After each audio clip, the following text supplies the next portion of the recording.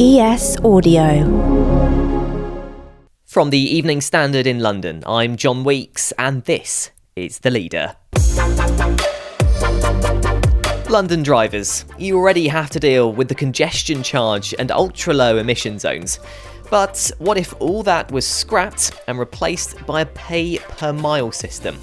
That's what London Mayor Sadiq Khan is proposing as part of plans to meet net zero targets by 2030, which rely on a 27% drop in car traffic in the capital by the end of the decade. The Mayor and TfL are now set to consult Londoners, local government and businesses about the proposals. Sadiq Khan joins us from Millbank. First of all, Sadiq, can you describe what this scheme is all about?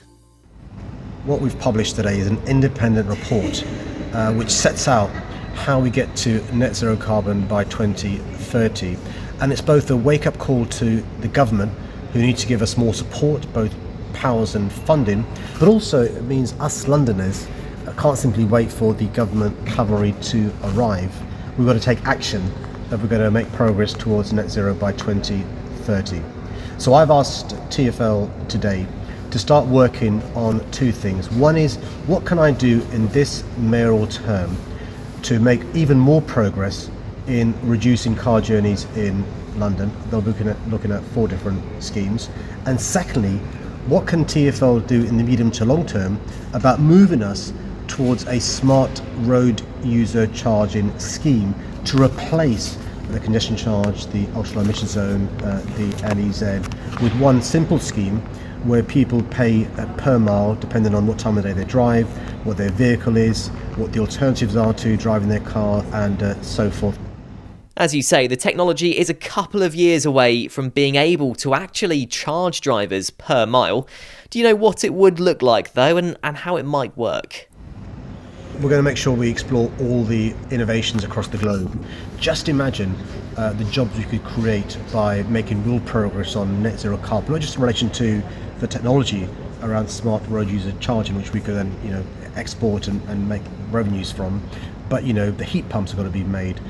The district heating networks will lead to job creation, the electric vehicle charging points, the electric vehicles, the insulation, the renewables around solar and wind. And one of the reasons we were keen to publish this report today is to say to the government, look, what is our future as a city and a country post-Brexit? I think it's been a green city and a green country. This is an opportunity by us going first. I'm quite clear though, if we're serious about net zero carbon, then it's inevitable we're going to have to move towards smart road user charging. Now, listening to the radio and watching the news this morning, there has been quite a bit of backlash to these proposals. Does that reaction knock your confidence on this? One of the things I've learned both as a lawyer and as the mayor, some of the toughest decisions are often the ones that are the best ones. This is about what's in the best interests of our city and our country. When you've been to hospital and seen inpatients who are suffering from the consequences of air pollution, the respiratory issues and challenges they have, when you speak to grieving mums who's lost her daughter because of asthma issues being exacerbated by air pollution, when you speak to those with dementia, cancer, heart diseases, conditions made worse by air pollution, or when you speak to those who spend almost 150 hours stuck in their cars in traffic because of congestion, or when you speak to those businesses and homes flooded last year by flash flooding, or those in residential care homes worried about overheating caused by soaring temperatures and heat waves, I say the cost of inaction far exceeds the cost of action. One of the big issues raised today by people in London who perhaps run businesses or just need to be able to drive to the shop, many of them say they won't be able to afford their trips on a pay-per-mile sense. What's your response to that? Well, listen, the per mile sense is some time away. Let's wait and see what TfL come up with, speaking to innovators across the globe.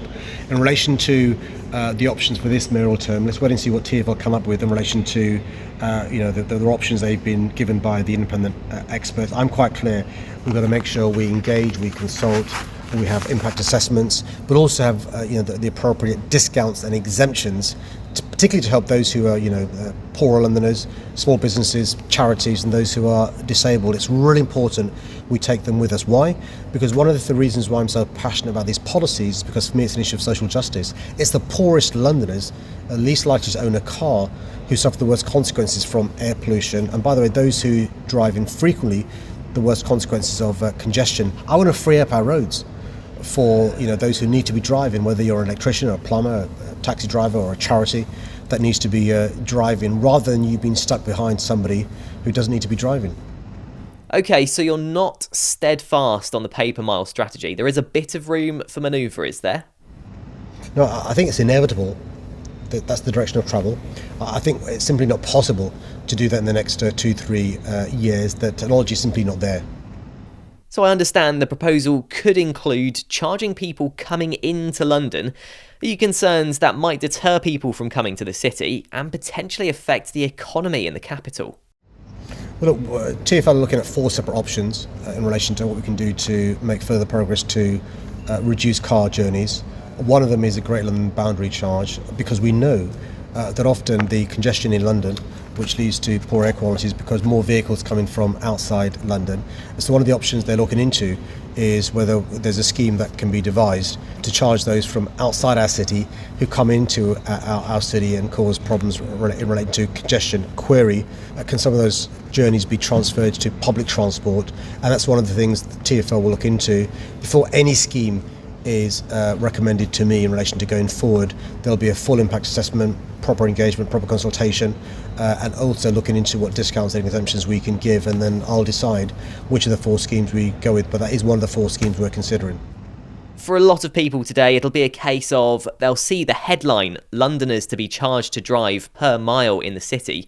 What would you say directly to people in London who just see that? Listen to the Evening Standard podcast so you can understand it's more nuanced than that. It's about tackling climate change, reducing air pollution and cutting congestion. There's more on this story in the Evening Standard newspaper and at standard.co.uk. That's The Leader. We're back tomorrow at 4 p.m.